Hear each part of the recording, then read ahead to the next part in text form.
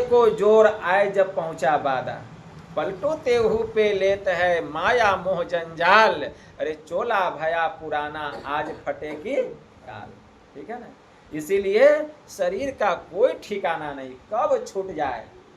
भगवान महायोगेश्वर श्री कृष्ण ने अर्जुन से कहा कि हे अर्जुन, जैसे मनुष्य पुराने वस्त्र को त्याग कर नए वस्त्र को धारण करता है, वैसे ही यह जीवात्मा पुराने शरीर को त्याग करके नए शरीर को धारण करती है। लेकिन दुख कब होता है? दुख तब होता है कि कोई बेसमय ही इस संसार और शरीर को छोड़कर चला जाता है, तो अपार कष्ट होता है। लेकिन हमको लगता है कि वह बेसमय छोड़ करके चला गया, ये हमको लगता है। ठीक है ना, दुनिया में ऐसे बहुत लोग हैं जो कि अपना समय पूरा नहीं कर पाए और पहले ही इस संसार से जुदा हो गए, संसार को छोड़ के चले गए। जिंदगी और मौत परमात्मा के हाथ में। ठीक है ना, जिंदगी बहुत थोड़ा है, बहुत कम है। ठीक है ना, और इस कम समय में कुछ अच्छा काम करना चाहिए। परम भक्तिन माता सहजो बाई कहती है, पानी का सा बुलबुला यह तन ऐसा होए, अपीव मिलन को ठानिए रहिए न परी सोए, रहिए न परी सोए बहुरी न मनुखा देही, आपुन ही में खोज मिले तब राम सनेही। हरि को भूले जो फिरे असहजो जीवन छार, असुखिया तब ही होवेगा जबकि सुमिरेगा करता। ठीक है ना, इसीलिए अगर हम सुख चाहते हैं, शांति चाहते हैं, तो हमें करतार का भजन करना पड़ेगा, सृजनहार की भक्ति करनी पड़ेगी, मतलब परमात्मा के नाम का सुमिरन करना पड़ेगा। संत कबीर साहब ने कहा, हमारे गुरु महाराज के गुरु कौन थे? परम संत बाबा देवी साहब। परम संत बाबा देवी साहब अंतिम समय में एक छोटा सा उपदेश किए। क्या उपदेश किए? कि चिता में जलने और कब्र में दाखिल होने से पहले मोक्ष प्राप्त करो, अरे दुनिया वहम है, अभ्यास करो। देखिए इसमें कितना सार बात है। चिता में जलने, कब यह शरीर चिता पर लेटा दिया जाएगा आपको पता है? नहीं पता है। कब इस शरीर को कब्र में दाखिल किया जाएगा? पता है? नहीं पता है।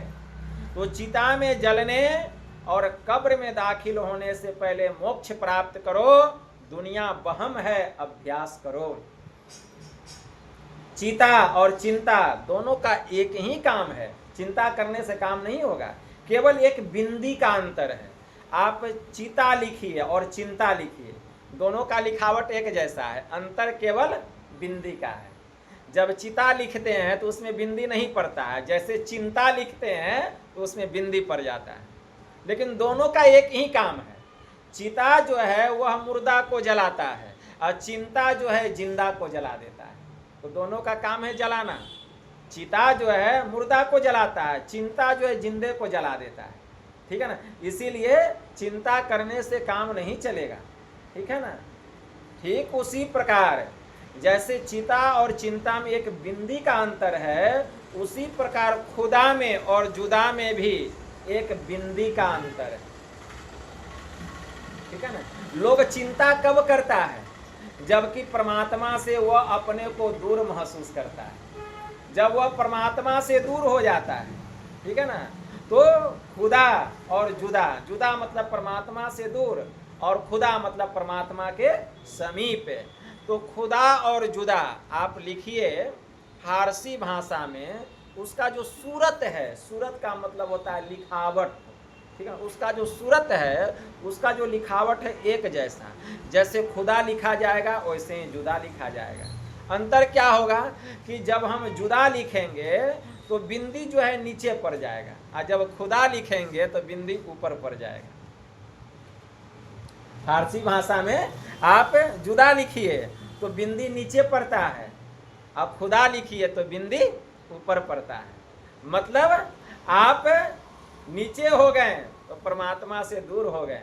ठीक है ना, इसीलिए एक फकीर ने कहा कि खुदा जुदा की एक ही सूरत और नुक्ता भेद बतलाता है। अरे नुक्ता नीचे नुक्ता ऊपर नुक्ता आता जाता है। नुक्ता नीचे हो गया तो खुदा से जुदा हो गया, और नुक्ता ऊपर चला गया तो जुदा से खुदा हो गया। इसीलिए खुदा जुदा की एक ही सूरत है और नुक्ता भेद बतलाता है। अरे नुक्ता नीचे नुक्ता ऊपर नुक्ता आता जाता है। नुक्ते के हेर फेर से तुमसे जो जुदा हुआ और नुक्ता जो रखा सिर पर खुद ही खुदा हुआ। इसीलिए जुदा क्यों हैं? प्रभु के समीप जाइए, मोक्ष के द्वार में प्रवेश कीजिए, हरि के द्वार में प्रवेश कीजिए। कैसे? तो नुक्ता पर अपने मन को लगाइए, मतलब बिंदु पर अपने मन को स्थिर कीजिए। अगर खुदा के पास जाना है, प्रभु के पास जाना है, उस सृजनहार को पाना है, उस परमात्मा को पाना है, तो नुक्ता पर अपने को स्थिर करना पड़ेगा। ठीक है ना, स्थिर करना पड़ेगा। यही परम संत बाबा देवी साहब का अंतिम वाक्य था कि चिता में जलने और कब्र में दाखिल होने से पहले मोक्ष प्राप्त करो, दुनिया वहम है, अभ्यास करो। परम संत बाबा देवी साहब ने कहा, या हम परे हुए हैं, संसार में जो आया है उसको जाना है, उसका समय ही उतना था, समय पूरा हो गया था। हमको लग रहा है कि ऐसे हो गया, उसका समय पूरा हो गया था। हमारे गुरु महाराज कहने की कृपा की, जब गुरु महाराज अपने देह का परित्याग करने लगे तो उन्होंने भी अंतिम समय में अंतिम बात कही। अंतिम समय में अंतिम बात कही क्यों? जीव के परम कल्याण के लिए। जैसे परम संत बाबा देवी साहब ने जीव के परम कल्याण की बात की, उसी तरह हमारे परमाराध्य ने भी जीव के परम कल्याण के लिए बात कही। अंतिम समय में उनका क्या उपदेश था? सुकिरत करिले नाम सुमरले को जाने कल की, जगत में खबर नहीं बल की। झूठ कपट करी माया जोरिन बात करे छल की, अब पाप की पोट धरे सिर ऊपर किस विधि होवे हल्की। यह मन तो है हंसती मस्ती, यह मन तो है हंसती मस्ती। देखते हैं मन कैसा हंसता है, मस्त रहता है। यह मन तो है हंसती मस्ती, काया मिट्टी की लेकिन शरीर तो मिट्टी का।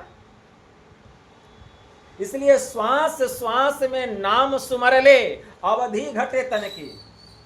देखिए बहुत आते हैं संत महात्मा, लंबा लंबा कहानी सुना देंगे, चले जाएंगे, लेकिन ये जो ज्ञान की बात है, ये जब ज्ञान की बात जब जीव सुनता है तो उसके मन में वैराग्य होता है, चोट लगता है, जीवात्मा को ठोकर लगता है कि यही मेरा भोजन है। जैसे आंख का विषय क्या है? रूप। रूप को देखेगा तो आंख को खुशी मिलता है। कान का विषय क्या है? शब्द। शब्द सुनने पर कान को सुकून मिलता है। नासिका का विषय सुगंध दुर्गंध, जिह्वा का विषय स्वाद। उसी प्रकार आत्मा का भोजन क्या है? परमात्मा। ठीक है ना, परमात्मा। जैसे निर्विषय तत्व की ओर हम चलते हैं, देखिए कितना शांति मिलता है, कितना सुकून मिलता है, आत्मा को सुकून मिलता है। ज्ञान होता है, ठोकर लगता है। यह ठोकर कहाँ लगता है? सत्संग में लगता है, ज्ञान का ठोकर लगता है। संत कबीर साहब कहते हैं, यह मन तो है हंसती मस्ती, अकाया मिट्टी की, सांस सांस में नाम सुमर ले, अवधि घटे तन की। इसलिए शरीर का जो आयु है छीन हो रहा है, इसलिए प्रत्येक श्वास में प्रभु के नाम का सुमिरन करी ले। ठीक है ना। काया अंदर हंसा बोले, काया अंदर हंसा बोले, खुशियां कर दिल की, जब यह हंसा निकली जाएंगे मिट्टी जंगल की। काम क्रोध मद लोभ निवारो, याही बात असल की, अज्ञान वैराग दयामन राखो, कहे कबीर दिल की। ठीक है। सुकिरत करिले नाम सुमर ले, को जाने कल की, अरे जगत में खबर नहीं बल की। इस संसार में क्षण भर का भी पता नहीं है, क्षण भर का भी पता नहीं है। और कोई इस संसार में 10 साल रह गया, 15 साल रह गया, जब क्षण का पता नहीं है तो 10-15 साल का क्या पता है। ठीक है। तो जीव जो है इस शरीर को धारण किया है, लेकिन इसकी आयु परमात्मा के तरफ से फिक्स है, फिक्स है। जिस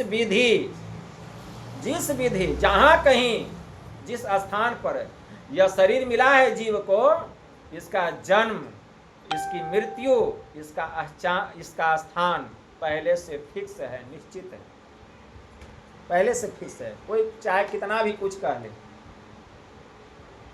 एक बार की बात है, यमराज के दरवाजे पर बरगद का एक पेड़ था, और उस बरगद के पेड़ पर एक कबूतरी रहती थी। एक दिन यमराज जब अपने घर से निकला तो कबूतरी दाना चुन रही थी, तो यमराज उसको बड़ा गौर से देखा। कबूतरी का भी नजर पड़ गया यमराज पर। वो तो डर गई कि क्या बात है, आज यमराज तो हमको बड़े गौर से देख रहे हैं, लगता है मेरा दिन, अब यमराज जिसको देख ले, ठीक है ना, तब तो उसका दिन पूरा हो गया। अब कबूतरी डर गई, लगता है मेरा दिन पूरा हो गया है, अब बचाने वाला कोई नहीं। डर के पेड़ पर चली गई। कबूतरी का मित्र था गरुड़। जब गरुड़ जी आए तो कबूतरी कहती है, मित्र देखो, आज यमराज जो है हमको बड़े कड़े निगाह से देखा है, बड़े गौर से देखा, लगता है अब मेरा समय पूरा हो गया।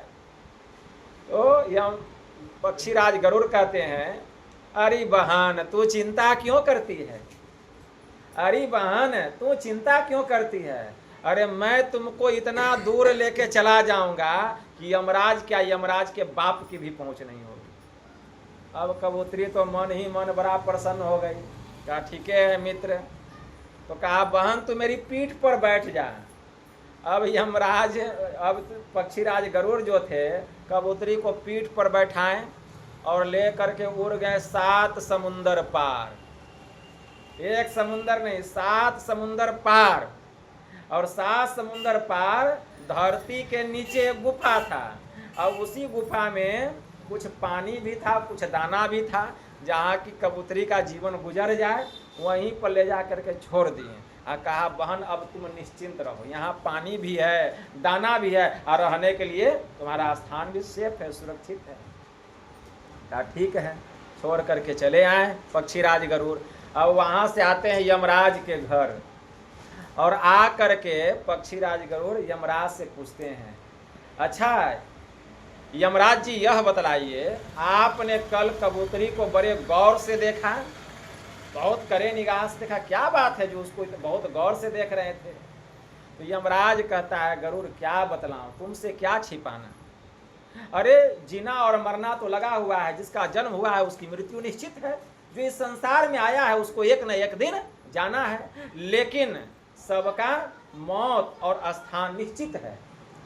लेकिन हम इसलिए कबूतरी को गौर से देख रहे थे कि कबूतरी का मौत जो है यहाँ नहीं है, कबूतरी का मौत यहाँ है ही नहीं, कबूतरी का मौत तो 7 समुंदर पार, कबूतरी का मौत 7 समुंदर पार एक गुफा में, थोड़ा सा वहाँ अनाज है, पानी है, और वहीं पर एक केकड़ा रहता है, और उसी केकड़ा उसका गर्दन काटेगा, कबूतरी की मौत होगी। लेकिन हम तो देख रहे हैं, ये तो मेरे दरवाजे के पेड़ पर रहती और यहाँ दाना चुनती, इसका मौत होगा कैसे। तो इसीलिए हम उसको बड़े गौर से देख रहे थे, इसीलिए हम चिंतित थे। अब तो गरुड़ का प्राण सूख गया, गरुड़ जी का प्राण सूख गया। गरुड़ महाराज कहते हैं कि हे यमराज देवता, क्या बतलाएं, आपके डर के कारण तो हम उसको 7 समुंदर पार, 7 समुंदर पार, और वही गुफा में, जैसा गुफा बता रहे हैं, थोड़ा दाना थोड़ा पानी भी था, वहां हम छोड़ के आ गए। कहा वाह गरुड़ जी, आपने तो मेरा काम आसान कर दिया, अब तो समय देखते हैं, अब तो उसका मौत हो गया होगा। अब पक्षीराज गरुड़ वहां से उड़ान भरे गए, फिर 7 समुंदर पार। जाते जाते देखते हैं कि एक केकड़ा सही में कबूतरी का गर्दन काट दिया है, कबूतरी का राम नाम। तो अब विचार कीजिए, अब विचार कीजिए, तो जीवन और मृत्यु क्या किसी के हाथ में है, किसी के बस में है? विधाता ने जो विधान में लिख दिया है, हमारा जब जन्म हुआ तो हमारा सब क्रिया कर्म लिखा जा चुका है कि कब हमारे साथ क्या होगा, कैसे होगा, सब उसी के अनुकूल होगा। हमारा मौत कहाँ होगा, किस विधि होगा, वो लिखा हुआ है, लेकिन हमको पता नहीं। लेकिन परमात्मा सब कुछ जानते। इसलिए उस पर शोक करना व्यर्थ है। भगवान महायोगेश्वर श्री कृष्ण ने कहा अर्जुन से कि अर्जुन, अरे तुम्हारा क्या गया जो तुम रोते हो? तुमने क्या पैदा किया जो मिट गया? तुमने क्या पैदा किया जो मिट गया? अरे तुम कुछ लेकर नहीं आए, खाली हाथ आए और खाली हाथ चले। जो आज तुम्हारा है कल किसी और का था और परसों किसी और का होगा। जिसको तुम अपना समझकर आज इतना खुश हो रहे हो, यह मेरा बेटा, यह मेरी बेटी, यह मेरा पति, यह मेरी पत्नी, मतलब जिसको आज तुम अपना समझ के प्रसन्न हो रहे हो, एक दिन यही तुम्हारे दुखों का कारण बनेगा, यही दुख का कारण बनेगा। एक क्षण में तुम करोड़ों के स्वामी बन जाते हो और दूसरे क्षण में महादरिद्र बन जाते हो। ठीक है? अरे परिवर्तन तो संसार का नियम है, जिसको तुम मृत्यु समझते हो। लोगों को क्यों क्या कहते हो कि परिवर्तन हो गया? नियम है संसार का। शरीर में परिवर्तन नहीं होता है। बच्चा पहले भ्रूण होता है, बच्चा तैयार होता है, माँ के पेट में गर्भ से बाहर निकलता है, शिशु होता है, उसके बाद बालक होता है, फिर किशोरावस्था होता है, फिर जवानी होता है, बुढ़ापा आता है। तो परिवर्तन ही तो है। तो परिवर्तन तो संसार का नियम है, जिसको तुम मृत्यु समझते हो। ठीक है ना? इसीलिए तुम अपने आप को भगवान के चरणों में समर्पित करो। यही सबसे उत्तम सहारा है। जो इस सहारे को जानता है वह भय, चिंता और शोक से सर्वदा मुक्त है। इसीलिए भगवान के चरणों में अपने को सरेंडर करना पड़ेगा, समर्पित करना पड़ेगा। तो कहने से समर्पण नहीं होता है। हम कहेंगे भगवान हम अपने आप को आपके चरणों में समर्पित कर दिए, वह समर्पण नहीं हुआ। समर्पण हम लोग भी नित्य प्रतिदिन गाते हैं, क्या काम क्रोध मद लोभ के नहीं बेग सतावे, सब प्यारा परिवार अरु संपत्ति नहीं भावे, गुरु ऐसी करिए दया अति होई सहाई, चरण शरण होई कहत हो लीजो अपनाई। कहते अपना लीजिए, समर्पित हो गए। संत कबीर साहब ने कहा अरे तन मन दिया तो क्या दिया, निज मन दिया न जाए, कहे कबीरवा दास से कैसे मन पतियाए। एक होता है तन मन और एक होता है निज मन। अब देखिए, एक होता है तन मन, तो तन मन देने से काम नहीं चलेगा। हम यह जो अभी हमारे पास में जो मन है, तो इस शरीर के साथ में मन भी है, तो ये हो गया तन मन। तो तन मन प्रभु को नहीं चाहिए। जो तन मन प्रभु के चरणों में समर्पित कर देता है, एक दिन वह तन मन प्रभु से अपने को तन मन को हटा भी लेता है। आज तन मन समर्पित किए और फिर कभी हटा भी लेंगे। तो तन मन के बाद एक और आता है निज मन।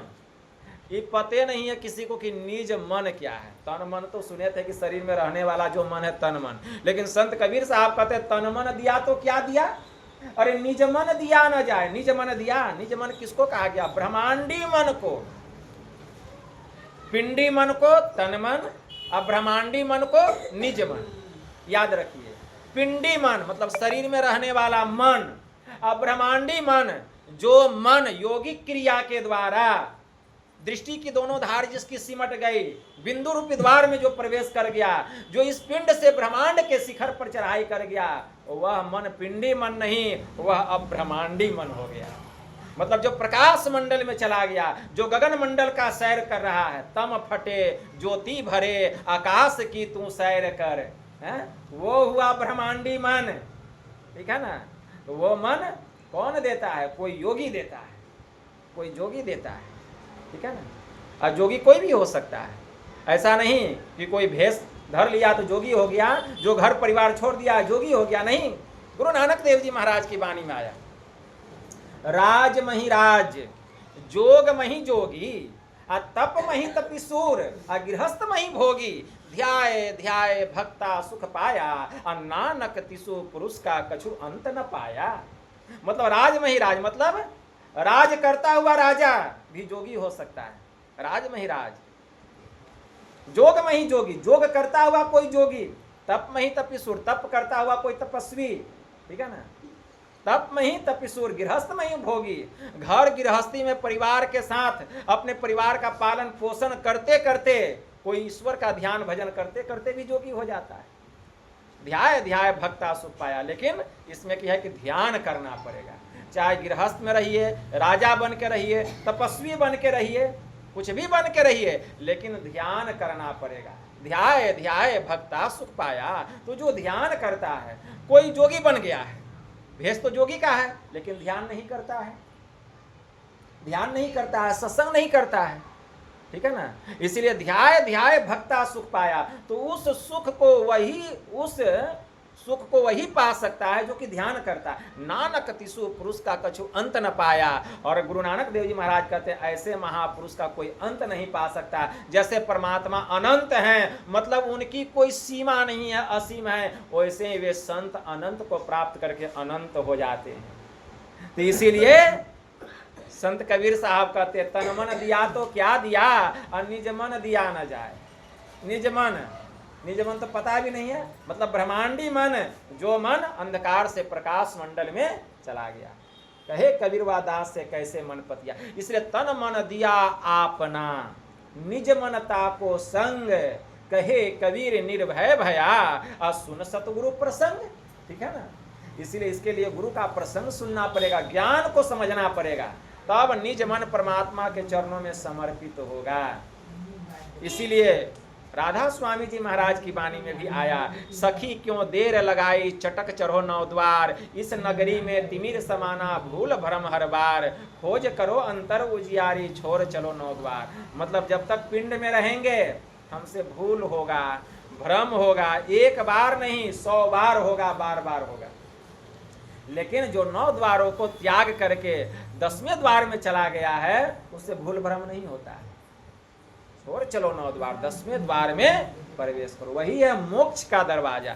तो यह मनुष्य का शरीर हम लोगों को मिला हुआ है, यह बड़ा ही अल्प है, पता नहीं कब क्या हो जाए, अल्प आयु, क्षण भर में क्या हो जाए कहा नहीं जा सकता है। इसीलिए जितना समय हम लोगों को मिला है, उस समय में हम ईश्वर का भजन करें, ध्यान करें, सत्संग करें। यह संसार नश्वर है, यह शरीर नश्वर है। गुरु महाराज कहने की कृपा किए कि तुमको मर्द बनना पड़ेगा, वीर बनना पड़ेगा।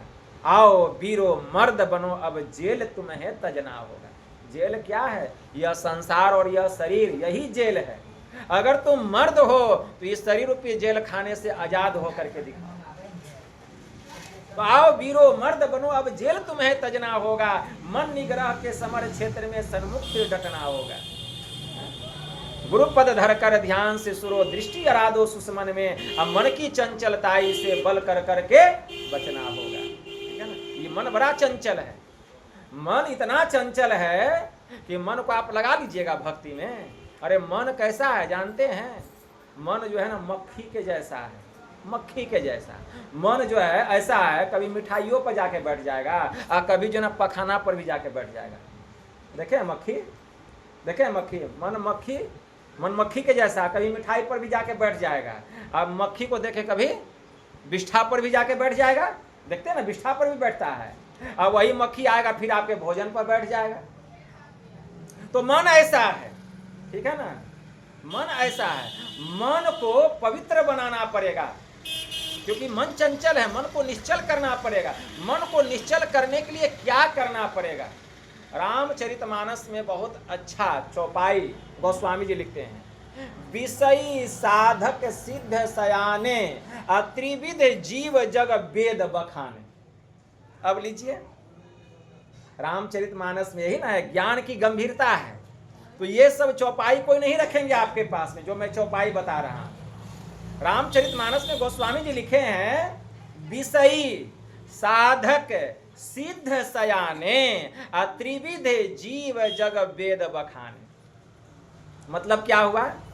गोस्वामी जी लिखते हैं कि संसार में 3 प्रकार के लोग होते हैं। एक होते हैं विषयी, एक होते हैं विषयी, दूसरे होते हैं साधक, और तीसरे होते हैं सिद्ध। त्रिविध जीव जग वेद बखाने। ठीक है ना। वेद में बतलाया गया है कि संसार में यही 3 प्रकार के लोग होते हैं। विषयी लोग कैसे होते हैं? जो दिन रात विषय भोग में डूबे रहते हैं, दिन रात काम वासना में डूबे रहते हैं, उसको कहा गया विषयी, उसको विषयी कहा गया। ठीक है ना? तो विषयी जो लोग होते हैं उसकी तुलना क्या से दी गई है? जो विषयी लोग होते हैं, जो दिन रात संसार के विषय में, वासनाओं में, कामनाओं में, अश्लीलताओं में डूबे रहते हैं, उनकी तुलना क्या से दी गई है? गुबरैला मक्खी से। गुबरैला मक्खी देखे हैं? गुबरैला मक्खी ब्लू हरा पंख उसका होता है, देखने में बड़ा सुंदर लगता है। ये कितना सुंदर मक्खी है, लेकिन उसका भोजन देखे हैं? गुबरैला मक्खी पखाना का गोली बनाता है, ठीक है ना, विष्ठा का गोली बनाता है, और उसी का वह सेवन करता है। जब उसका भोजन देखिएगा उससे घृणा हो जाएगा। वही है गुबरैला मक्खी। मतलब जो विषयी लोग होते हैं दिन रात काम वासना में डूबे रहते हैं, अश्लीलताओं में, लेकिन अपना रंग रूप ऐसा बना के रखते हैं, ऐसा बना के रखते हैं, कितने स्मार्ट हैं, कितने सुंदर हैं। कोई देखेगा लगेगा कितना एकदम, देख करके लगेगा कि देखिए, उसको कहा गया विषयी। तो उसकी तुलना जो है गुबरैला मक्खी से दिया गया। संत पलटू साहब कहने की कृपा की, क्या कहते हैं? भूत बैताल को पूजते, भूत बैताल को पूजते, अमर को होवे भूत है जी। इस संसार में भूतों पिचास का पूजा होता है, ठीक है ना? आप देखे होंगे, एक जगह हम जाते थे, बहुत पहले की बात है, उस समय हम बच्चे लोगों को पढ़ाते थे, तो जाते थे एक जगह हम पढ़ाने के लिए, ठीक है ना?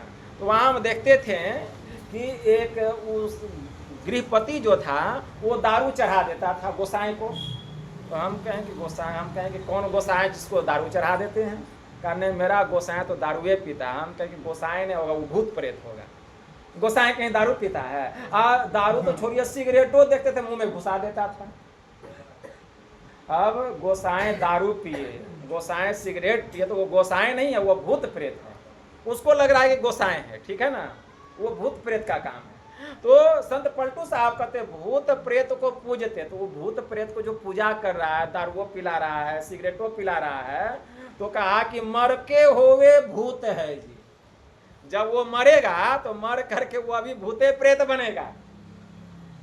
मर को होवे भूत है जी। अब भूत जोनी भ्रमत रहे, अब वाको नहीं आकुट है जी। अरे गुबरैला फूल पर न बैठे, वह तो बैठे गुह और मूत पर जी। गुबरैला वही मक्खी जो बतलाए, वो कहाँ बैठेगा? गुबरैला फूल पर नहीं बैठे, वो फूल पर नहीं बैठता, वह गुह मूत पर बैठता है। पलटू कुल रीति नहीं छोड़े, जहाँ बाप गया तहाँ पूत है जी। तो उसी प्रकार जो परंपरा निभाते, कहते नहीं बाबा मेरा बाप दादा इसको पूछता था, हम भी पूजा करेंगे। तो बेटा चिंता नहीं करो, तुम्हारा बाप दादा सिगरेट पिलाता था, तुम्हारा बाप दादा दारू पिलाता था, तो तुम परंपरा नहीं छोड़ोगे, तो बाप दादा मर के भूत प्रेत बना है ना, तो तू भी मर के भूत प्रेत बनना, तुम भी मर के भूत प्रेत बनोगे। कोई लोग अपना परंपरा निभाते हैं, अरे परंपरा अच्छी हो तब ना। इसीलिए गुबरैला फूल पर न बैठे, वह बैठे गुह और मूत पर जी। पलटू कुल रीति नहीं छोड़े, जहां बाप गया तहां पूत है जी। तो उसकी को कहा गया विषयी पुरुष। वे गुबरैला मक्खी के जैसे होते हैं, उनकी तुलना दी गई। तो वे होते हैं विषयी। अब दूसरे होते हैं साधक। तो विषयी साधक सिद्ध सयाने, त्रिविध जीव जग वेद बखाने। तो दूसरे होते हैं साधक। तो साधक की तुलना क्या से की गई? साधक की तुलना की गई घरेलू मक्खी से। जो घरेलू मक्खी देखते हैं बैठता है, देखिए अभी भी उड़ रहा है इधर उधर, ठीक है ना? देखिए, तो ये घरेलू मक्खी से किसकी तुलना की गई? साधक की। मतलब घरेलू मक्खी जो है, देखे होंगे कि कभी मिठाइयों पर बैठ जाता है, कभी भोजन पर भी बैठ जाता है, कभी जाकर के विष्ठा पर भी बैठता है। तो जो साधक होते हैं, कभी ध्यानों करते हैं, कभी सत्संगों करते हैं, अब मन हुआ तो थोड़ा विषय भोग भी कर लेते हैं, तो वे हो गए साधक हैं। अब गृहस्थ हैं, ठीक है ना? गृहस्थ हैं तो घरेलू मक्खी के जैसा, मन हुआ तो मिठाइयों खा लिए, मतलब ध्यानों सत्संग कर लिए, अब मन हुआ तो थोड़ा पखाना पर भी जाके बैठ गए, विषय भोग में भी डूब गए। तो साधक की तुलना घरेलू मक्खी से की गई, ठीक है ना।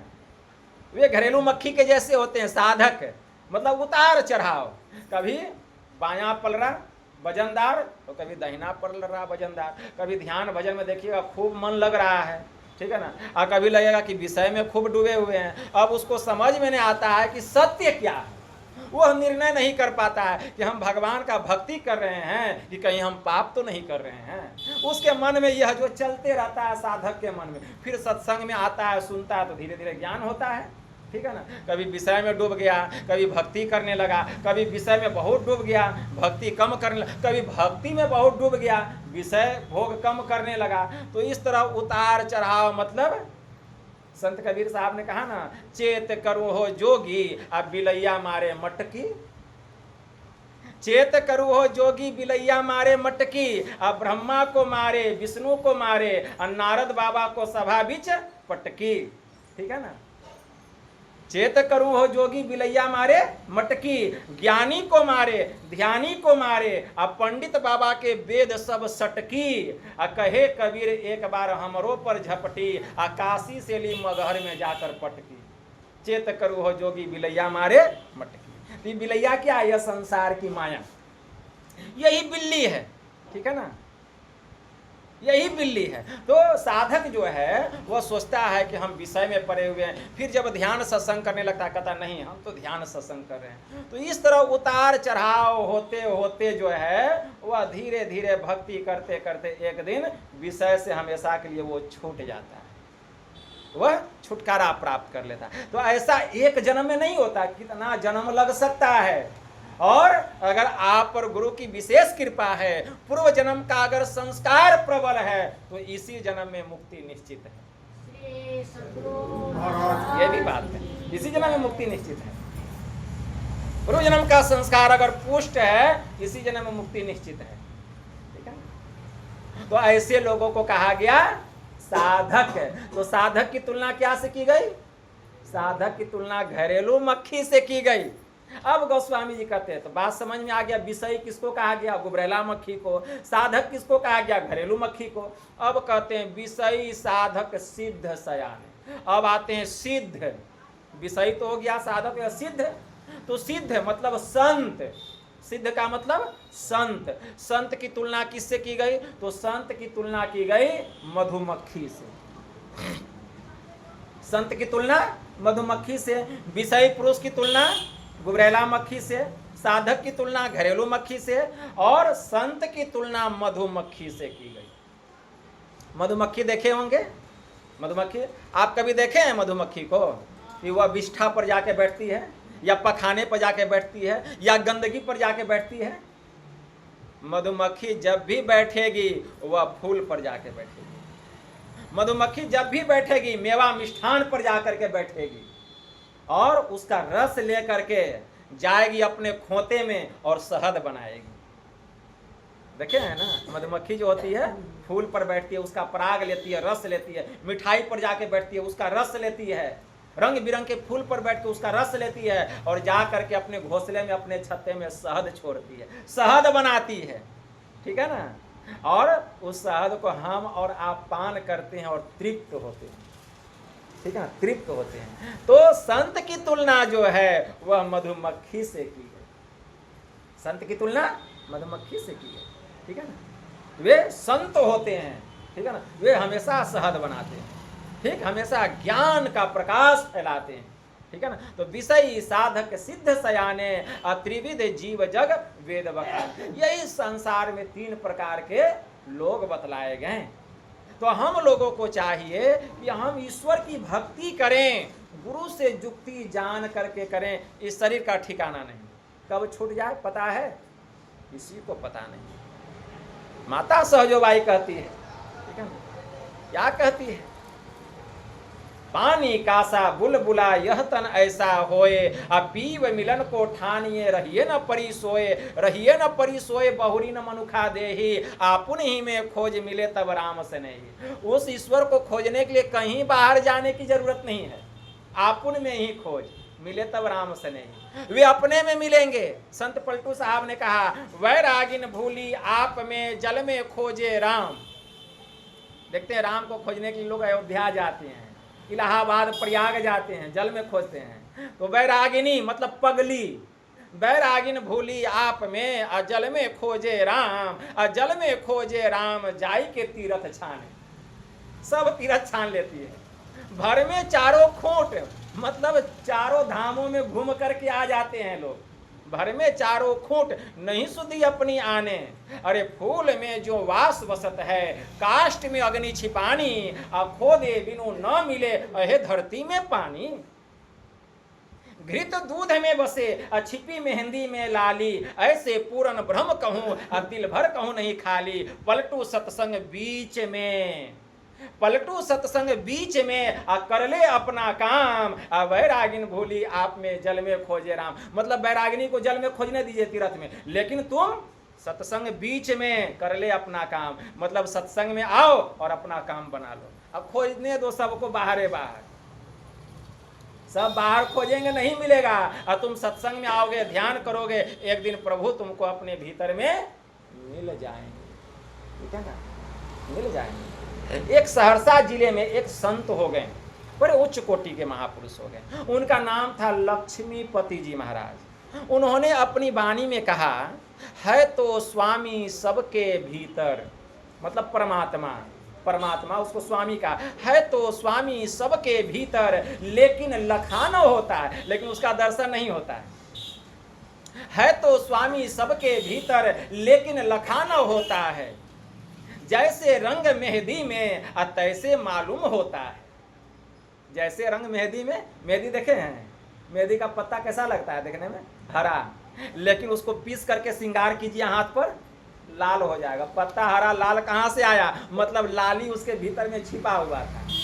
उसी प्रकार है तो स्वामी सबके भीतर लेकिन लखाना होता है उसी लाली के जैसा। जैसे मेहंदी का पत्ता देखने में हरा है लेकिन भीतर में लाली है, उसी तरह देखने में हमारा शरीर ऐसा लेकिन भीतर में परमात्मा है। जैसे रंग मेहंदी में तैसे मालूम होता है। ठीक है, जैसे मकरा जाल जगत में, जैसे मकरा जाल जगत में तरह तरह के छाता है, लेकिन पकड़ के देखो, धरी के देखो, उसके भीतर तनिक सुत नहीं आता है। मकरा को देखते हैं कितना बड़ा बड़ा जाला बना देता, अब मकरा को पकड़िए और जाला निकालिए तो कहाँ है उसके शरीर में, कितना प्रयास कर लीजिएगा जाला नहीं निकलेगा। तो जाला वो कहाँ से छोड़ा, आश्चर्यमयी बात है। जैसे मकरा जाल जगत में तरह तरह के छा, देखते कितना जाला बना देता है घर में, लेकिन जरा जाला तो उसके भीतरे से ना आया जी, लेकिन जरा पकड़ के निकालिए तो जाला निकलेगा, कहाँ से जाला बना दिया। जैसे मकरा जाल जगत में तरह तरह के छाता है, धरी के देखो उसके भीतर तनिक सुत नहीं आता है। इंद्र जाल का अजब तमाशा पुतली ताल लगाता है कोई भीतर दूसरा बैठा नाना नाच नचाता है। जैसे बूंद बूंद जल ही में जल ही माही समाता है, लक्ष्मीपति झूठी यह माया, अरे ब्रह्म सत्य मन भाता है। यह संसार का माया झूठा है, क्यों इसके फेर में पड़े हुए हो, माया के चक्कर में क्यों पड़े हुए हो। एक फकीर ने कहा, क्या कहते हैं, एक फकीर कहते हैं कि कर्म का चक्कर मुकद्दर का फेर। ये हमारे मुकद्दर में लिखा था कि कर्म के चक्कर में हम पड़े हुए हैं। ठीक है ना, तो कर्म का चक्कर मुकद्दर का फेर, अब मकरे के जाल में फंस गया शेर।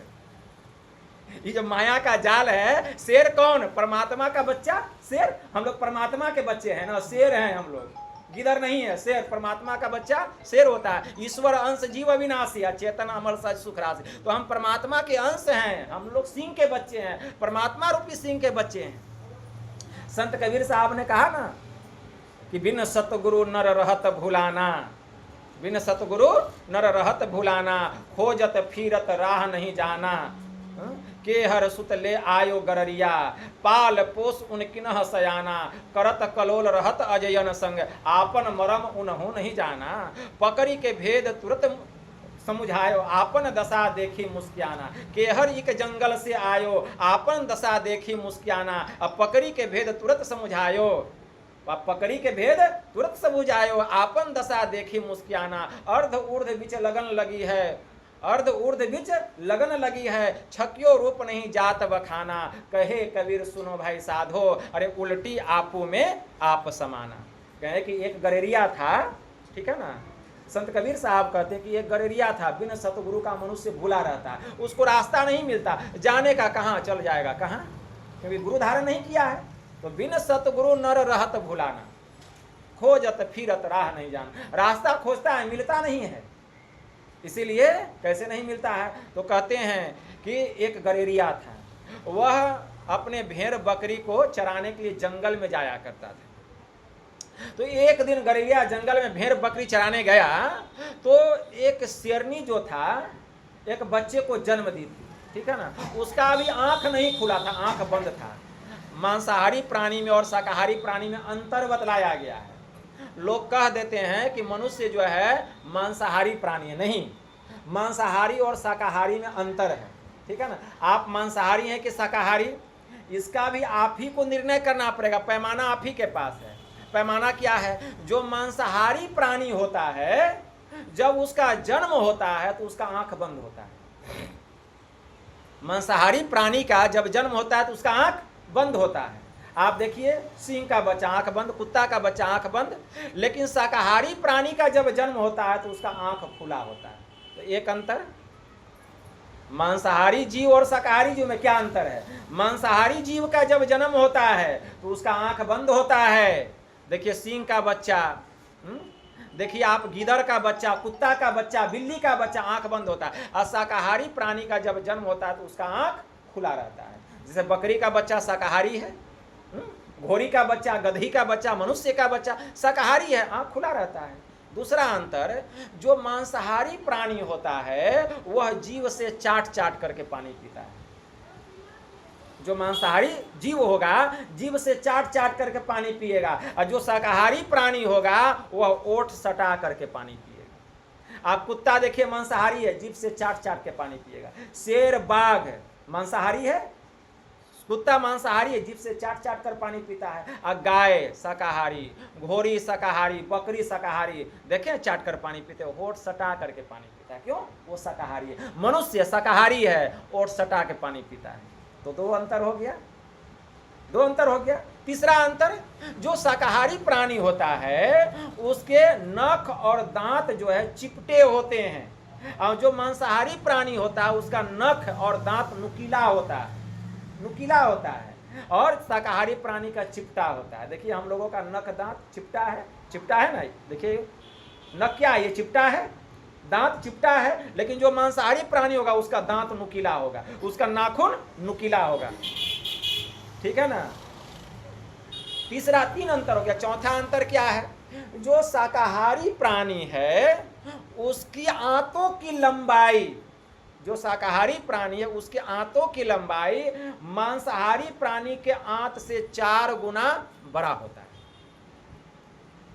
जो शाकाहारी प्राणी होता है उसका जो आंत है उसके आंतों की लंबाई जो मांसाहारी प्राणी है उसके आंत से 4 गुना लंबा, और उसका 4 गुना छोटा होता है। इसलिए वो कुछ भी खाता है तो तुरंत पचा लेता है, ठीक है ना। तो ये अंतर बतलाया गया।